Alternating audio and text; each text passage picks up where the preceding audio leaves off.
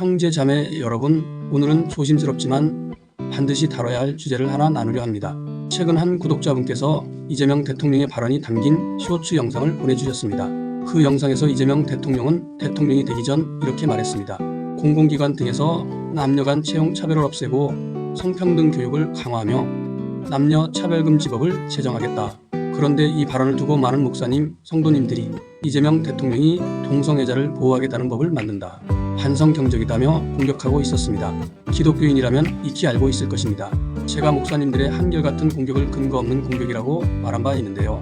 그분은 그 동영상에 링크를 걸어갔습니다. 그러나 이재명 대통령이 동성애자를 옹호하는 말을 한 내용은 영상 어디에도 없었습니다. 왜 목사님들과 교인들은 그걸 못 알아들으시는지 몹시 궁금합니다. 당시 이재명은 남녀 간의 사회적 차별을 줄이겠다는 의미로 말했는데요. 동성애자에 대한 언급은 일체 없었습니다. 1. 사실 왜곡은 누구의 죄인가? 그럼에도 불구하고 일부 정치 목회자들은 이 발언을 왜곡해 이재명은 동성애를 옹호한다고 몰아붙이고 있습니다. 이것이 바로 거짓 증거입니다. 거짓 증언은 그 죄가 매우 중합니다. 출애굽기 20장 16절 내 이웃에 대하여 거짓 증거하지 말라. 이건 십계명에 나옵니다. 목사님들이 자신이 아니라 칭하는 성도들에게 거짓 증언을 하고 함께 죄짓게 만드는 것 아닐까요? 또한 예수님은 이렇게 말씀하셨습니다. 마태복음 23장 24절 너희는 하루살이는 걸러내고 낙타는 삼키는도다. 사실도 아닌 것을 사실인 양 왜곡하고 또 작은 실수라도 보이면 끝까지 공격하면서 자신들의 탐욕을 채웁니다. 오늘 일부 목사들의 사실 왜곡은 도를 넘고 있습니다.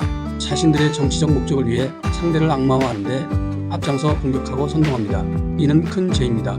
잠언 6장 16절에서 19절 여호와께서 미워하시는 건 곧 그의 마음에 가증한 것이 7가지이니 교만한 눈, 거짓된 혀, 무죄한 자의 피를 흘리는 손, 악한 계교를 빼앗는 마음, 빨리 악으로 달려가는 발, 거짓을 말하는 망령된 지인, 형제 사이를 이간하는 자리라. 잠언 19장 9절 거짓 증인은 벌을 면하지 못할 것이요 거짓말을 하는 자는 망할 것이니라.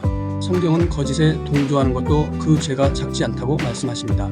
에스겔 14장 10절 그 선지자나 그에게 묻는 자가 죄를 동일하게 받으리니 이는 이스라엘 족속이 다시는 미혹되지 아니하며 그 모든 죄악 중에서 나를 떠나지 아니하게 하려 함이라. 예레미야 5장 31절 선지자들은 거짓을 예언하며 제사장들은 자기 권력으로 다스리며 내 백성은 그것을 좋게 여기니 마지막에는 너희가 어찌하려느냐?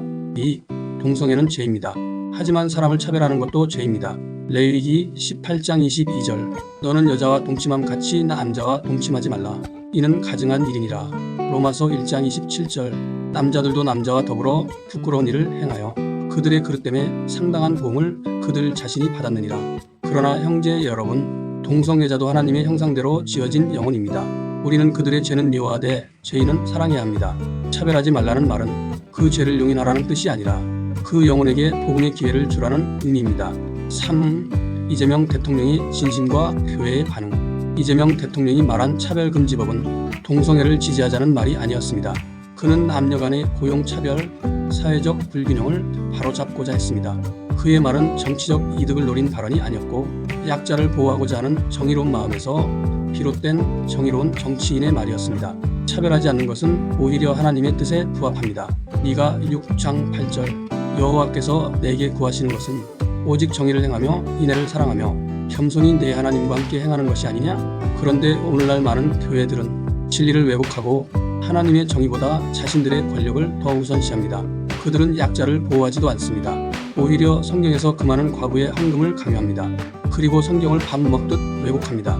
그들은 항상 선한 지도자를 공격하고 무속과 야파는 악한 정치인들과 손을 잡습니다. 왜일까요? 기득권이 무너질까 두렵기 때문입니다. 그들과 같은 악한 정치인들과 같은 마음을 품고 있기 때문입니다. 4. 교회의 타락, 성경을 비빔밥처럼 섞어 전하는 자들. 제가 비판했던 한 유명 목사님의 설교에는 항상 진리와 거짓이 비빔밥처럼 섞여 있었습니다. 베드로전서 5장 8절 너희 대적 마귀가 오는 사자 같이 두루 다니며 삼킬 자를 찾나니 라는 말씀을 인용해놓고 한 번 받은 구원은 절대 잃을 수 없다는 말을 합니다. 성경 말씀을 곧바로 부인하는 설교입니다. 그리고 이어지는 다른 동영상에선 우리 교회 솔리스트가 안 보인다. 다른 곳에 가면 구원을 잃을까 염려된다. 라고 말합니다. 자기 설교 들으면 영원한 구원을 받고 다른 목사 설교 들으면 취소될 수 있다는 말입니다. 그분의 설교는 간혹 성경을 전합니다. 은혜로운 단어와 감성 속에 혼합된 진리, 절반짜리 복음, 사람을 기쁘게 하는 종교로 가득 차 있습니다. 근거 없이 현 정부가 북한을 이롭게 한다느니 무장을 해제한다는 등 근거 없는 공격을 합니다. 왜일까요? 자신의 기득권을 지키기 위함입니다. 그 목사는 바로 자신의 기득권 앞에서는 반드시 성경을 왜곡합니다. 11조와 이념 앞에선 진리가 무너집니다. 5. 결론, 성경의 균형을 회복해야 합니다. 형제 자매 여러분, 우리는 반드시 진리를 분별해야 합니다. 동성애는 죄입니다. 그러나 동성애자를 차별하는 것도 죄입니다. 특히 사랑을 실천할 의무가 있는 기독교인이 그러면 더 큰 죄입니다. 하나님은 회개할 기회를 모든 사람에게 주시기를 원하십니다. 정치인이 선한 마음으로 약자를 보호한다면 그가 신자인가 불신자인가가 아니라 그 행동이 국가를 위해 공의로운 정치를 하는가를 보는 것이 합당합니다. 정치는 우리의 영혼을 구원하지는 못하지만 정의롭고 공의로운 행동은 여전히 하나님의 뜻입니다. 지금 교회가 잃어버린 것, 그것은 성경의 전체적 균형, 그리고 진리를 말할 용기와 사랑입니다. 오늘 이 영상을 통해 우리 모두가 하나님의 관점으로 세상과 사람을 바라보는 분별력을 회복하시길 바랍니다. 감사합니다.